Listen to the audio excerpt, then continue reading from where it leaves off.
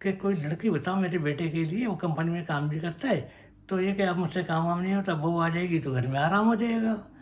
खैर हमारी दादी ने कहा ठीक है सही है, मैं हमारे बराबर गांव में एक है लड़की, मैं तुम्हें चल के दिखा दूँगी, देख लेना, पसंद कर लेना।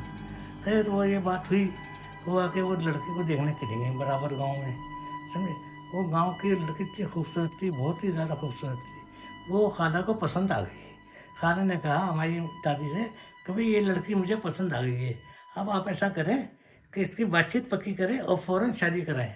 तो देखिए हमारी दादी फिर कहने अच्छा मैं जाऊंगी, बातचीत करूंगी उनसे, फिर फाइनल करके आपको बताऊंगी। खैर वो थोड़ी देर के बाद, एक दिन के बाद हमारी दादी जो है वो गई उनके घर, दुल्हन वालों के घर, लड़की वाले घर गई, उनसे बातचीत करी और वो राज़ी हो गई। कहना ठीक है सही है, हम उनकी शादी कर देंगे, वो लड़का भी अच्छा है, हमें पसंद है, सही है।